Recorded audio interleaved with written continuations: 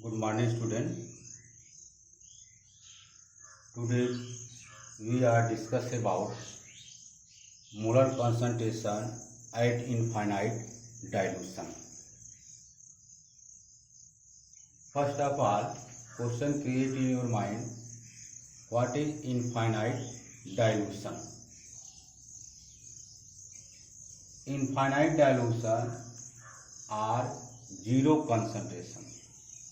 Infinite dilution means when saturation develop in value of molar conductance is known as infinite dilution.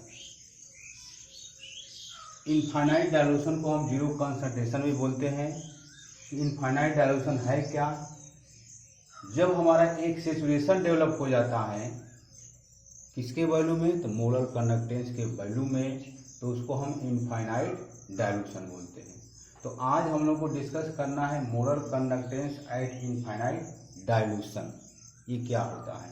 तो सबसे पहले infinite dilution या उसी को हम जीरो कंसंट्रेशन बोलेंगे कि when saturation develop in value of molar conductance is known as infinite dilution.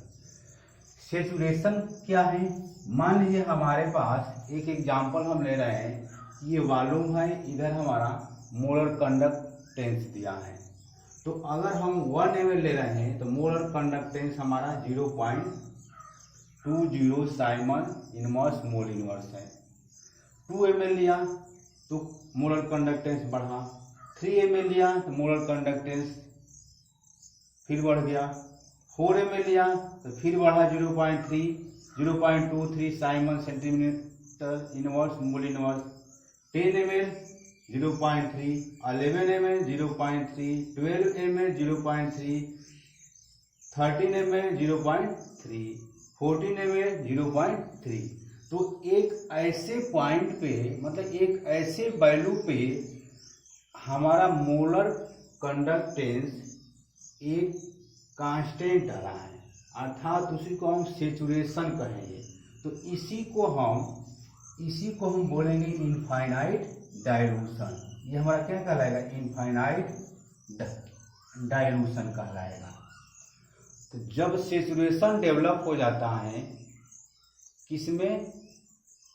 Molar conductance की वैल्यू में, तो उसी को हम इनफाइनाइट डायलूशन या जीरो कंसंट्रेशन हम बोलते हैं। तो when saturation develop in value of molar conductance is called as infinite dilution.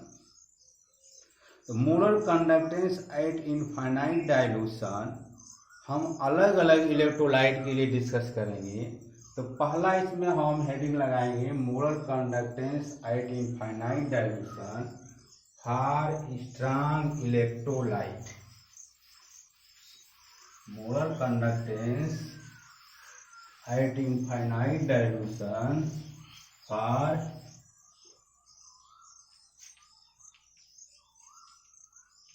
Strong electrolyte. कल हम लोग स्ट्रॉन्ग इलेक्ट्रोलाइट के बारे में पढ़े थे कि दो इलेक्ट्रोलाइट विच आयोनाइज 100% या completely ionize is known as strong electrolyte. यहाँ पर अल्फा की वैल्यू मीन्स अल्फा DOD है, degree of dissociation is equal to 1, या अल्फा की वैल्यू हमारा 100%। जब कोई स्ट्रॉन्ग इलेक्ट्रोलाइट है तो आयनों में टूटेगा, तो जितना डालेंगे उतना ही टूटता है। जैसे मान लीजिए हमारे पास ये KCl इलेक्ट्रोलाइट है, KCl, तो ये आयनों में जब टूट रहा है तो K+ और Cl-।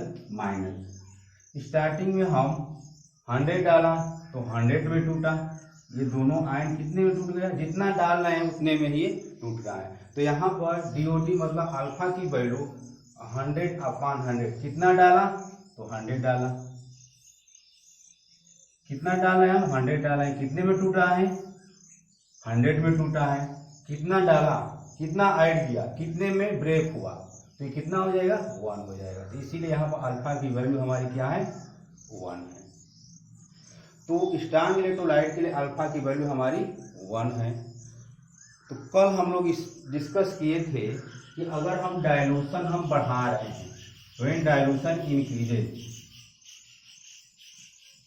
व्हेन डाइल्यूशन मतलब volume increase, when dilution increase conductance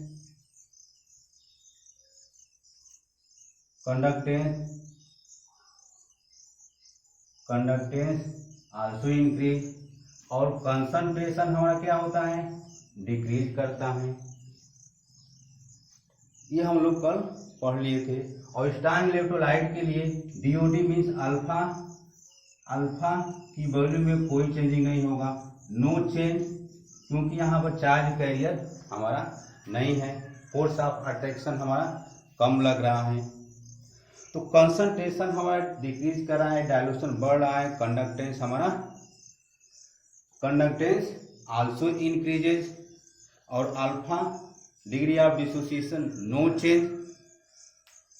mobility हमारी होगी, मोबिलिटी मतलब आयनों का स्पीड जो होगा, मोबिलिटी मतलब स्पीड ऑफ आयन, इसको हम लिख सकते हैं स्पीड ऑफ आयन। मोबिलिटी हमारी इंक्रीज कर रही है, किसके लिए, स्ट्रांग इलेक्ट्रोलाइट के लिए। अगर हम कंसंट्रेशन वर्सेस मोलर कंडक्टेंस में अगर हम ग्राफ प्लॉट करें, molar conductance at infinite dilution for strong electrolyte, infinite dilution को हम जीरो कंसंट्रेशन भी बोल रहे हैं। तो अगर हम कंसंट्रेशन और मोलर कंडक्टेंस के बीच में अगर हम ग्राफ प्लॉट करें, graph plot between concentration versus molar conductance for strong electrolyte, तो इसके लिए हम अगर ग्राफ प्लॉट करेंगे तो इधर हम ले लें मोलर कंडक्टेंस, ये हो गया कंसंट्रेशन, तो ग्राफ हमारा मिलेगा इस तरह से ये ग्राफ मिलेगा। इस ग्राफ को इसको हम बोलेंगे एक्स्ट्रा फ्लोटेशन,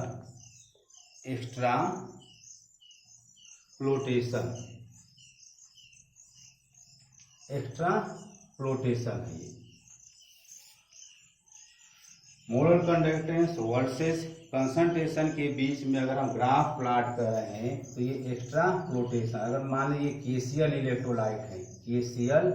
इलेक्ट्रोलाइट है, तो ग्राफ मिला हमारा क्या, एक्स्ट्रा फ्लोटेशन। एक्स्ट्रा फ्लोटेशन का मतलब ये है कि अगर ग्राफ को हम उसी डायरेक्शन में अगर हम प्रोसीड करेंगे तो मोलर कंडक्टेंस की वैल्यू एक कांस्टेंट आएगी, एक निश्चित वैल्यू आएगी। When graph proceed at same direction then value of molar conductance as a certain. जब ग्राफ को हम उसी डायरेक्शन में अगर हम प्रोसीड कर रहे हैं तो मोलर कंडक्टेंस की वैल्यू एक हमारी निश्चित आएगी, तो उसी को हम एक्स्ट्रा फ्लोटेशन बोलते हैं। तो फॉर स्ट्रांग इलेक्ट्रोलाइट के लिए हम कंसंट्रेशन वर्सेस मोलर कंडक्टेंस में अगर ग्राफ प्लॉट करेंगे तो इस तरह से हमारा ग्राफ आएगा, उसको हम एक्स्ट्रा फ्लोटेशन बोलते हैं। एक्स्ट्रा फ्लोटेशन का मतलब है when graph proceed in same direction then value of molar conductance is a certain. ठीक, इसका अगर ये हम देखें कि y is equal to M X plus C, ये इक्वेशन हम लोग पढ़ चुके हैं। स्ट्रेट लाइन हमारा ग्राफ आता है, यहाँ पर हमारा है molar conductance is equal to molar conductance at zero concentration, इसको हम जीरो कंसंट्रेशन पढ़ते हैं, minus A under root C, इसको हम डिवाई हाकेल ओरेंसन इक्वेशन बोलते हैं। Molar conductance is equal to molar conductance at zero, zero पे आपका कंसंट्रेशन है molar conductance, minus A under root C, ये सी क्या है, कंसंट्रेशन, जहां पर ए हमारा क्या है, where A is equal to constant, lambda M क्या है, मोलर कंडक्टेंस है, lambda M at zero concentration minus A under root C, ये सी कंसंट्रेशन है, ए क्या है यहाँ पर कांस्टेंट है। तो इसी इक्वेशन पे आधारित है, यहाँ पर साइन क्या है प्लस, यहाँ पर क्या है माइनस है। तो इस तरह से हमारा ये ग्राफ इसका दिखाई देगा, इसी को हम एक्सट्रापोलेशन बोलते हैं। Extrapolation mean the graph proceed in same direction then value of molar conductance is a certain. तो ये हमारा graphical representation for strong electrolyte के लिए है। अगला हम लोग पढ़ेंगे for weak electrolyte, molar conductance at infinite dilution for weak electrolyte. Molar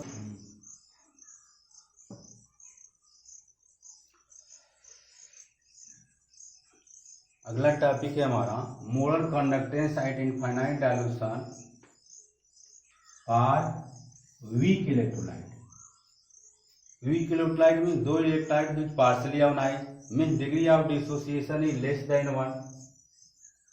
degree of dissociation DOD means alpha is very very less than 1। जैसे मान लीजिए हमारे पास कोई वीक इलेक्ट्रोलाइट, ये वीक इलेक्ट्रोलाइट है, इसको जब हम आयोनाइज कर रहे हैं तो ये टूट रहा है CH3COO minus and H plus में।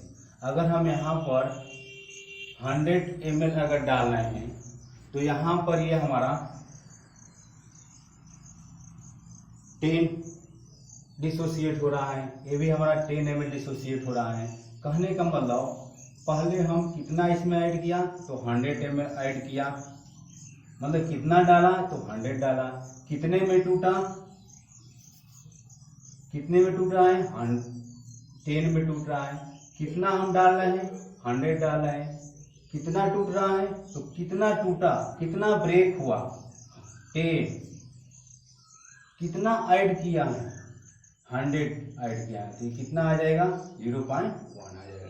इसीलिए यहाँ पर डिग्री ऑफ डिसोसिएशन हमारा कितना होता है, अल्फा की value very very less than 1।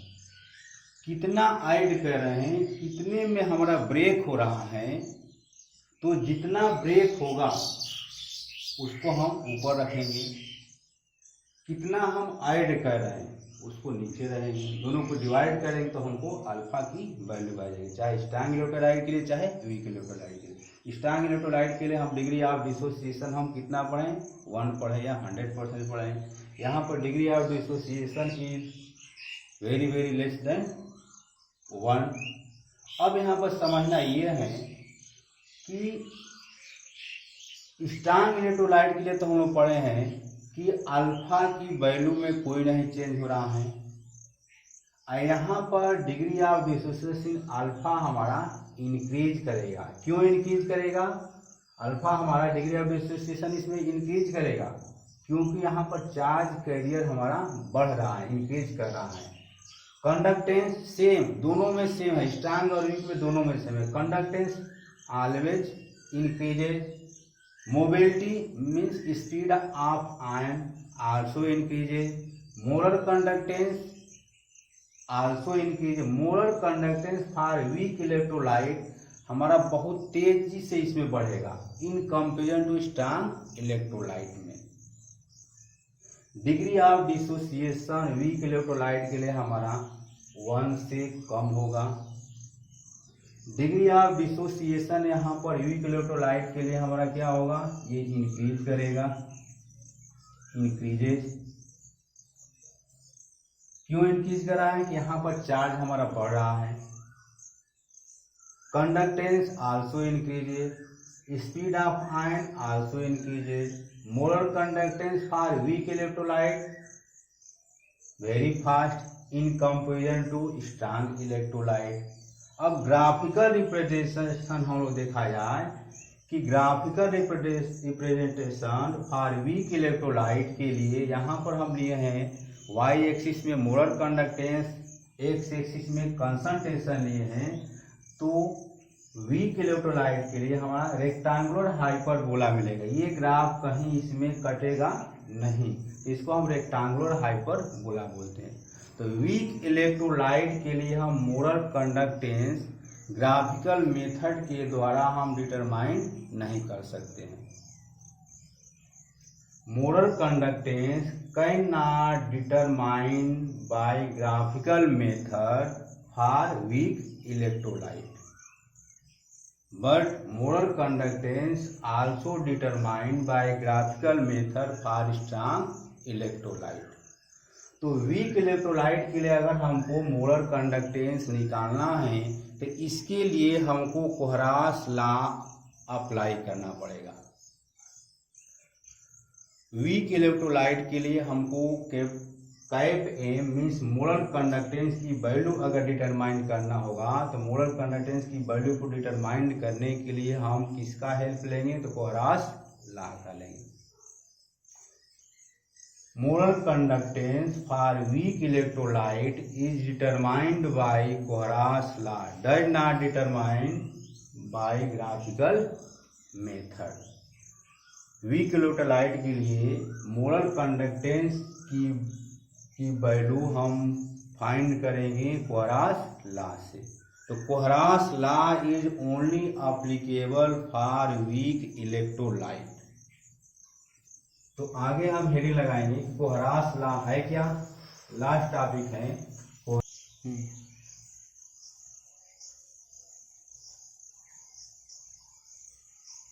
कोहरास law, it is applicable for weak electrolyte. अभी हम लोग देखा कि molar conductance at infinite dilution for strong electrolyte and weak electrolyte, दोनों के लिए ग्राफिकल मेथड हम देखा। तो ग्राफिकल मेथड से हम स्ट्रॉन्ग इलेक्ट्रोलाइट के लिए मोलर कंडक्टेंस डिटरमाइन कर सकते हैं और वीक इलेक्ट्रोलाइट के लिए हम डिटरमाइन नहीं कर सकते हैं। इसके लिए हम एक कोहरास लॉ एप्लीकेबल करते हैं। तो Kohlrausch law is applicable for weak electrolyte. तो सबसे पहले समझना है कि ये लॉ है क्या। तो according to this law limiting molar conductance for any electrolyte, limiting molar conductance for any electrolyte summation of individual contribution of cation and anion. Limiting molar conductance, यहां पर limiting molar conductance, limiting molar conductance या इसी को हम molar conductance at zero हम पढ़ते हैं। Molar conductance at zero या limiting molar conductance, molar conductance at zero concentration, इसको हम पढ़ेंगे मोलर कंडक्टेंस एट क्या जीरो कंसंट्रेशन या इसी को हम लिमिटिंग मोलर कंडक्टेंस बोलेंगे। तो कोहरास लॉ के according limiting molar conductance for any electrolyte summation of individual contribution of cation and anion. For example, अगर हम यहाँ पर कोई इलेक्ट्रोलाइट ले लें, मान लीजिए हमारे पास इलेक्ट्रोलाइट है limiting molar conductance at zero concentration, ये इलेक्ट्रोलाइट हमारा है, कोई इलेक्ट्रोलाइट HCl है। तो यहाँ पर limiting molar conductance for any electrolyte summation of individual cation, summation of individual contribution of cation and anion. तो इसको अगर हम ऑनाइज करेंगे, HCl को अगर हम ऑनाइज कर रहे हैं तो मिलेगा molar conductance at zero concentration H plus and molar conductance at zero concentration Cl minus. Summation है, सम ऑफ इंडिविजुअल, एक केटाइन और एक एनायन का क्या है, सम है HCl इलेक्ट्रोलाइट के लिए। Limiting molar conductance for any electrolyte, हमारे पास एक HCl इलेक्ट्रोलाइट है, इसका हम सम किया, एक केटाइन का और एक एनायन का, या दूसरे तौर से इसको हम डिफाइन कर सकते हैं कि the molar conductance of weak electrolyte, ये तो एप्लीकेबल है वीक इलेक्ट्रोलाइट के लिए, तो the molar conductance of weak electrolyte at zero dilution is sum of, यहाँ पर क्या है, is sum of the ionic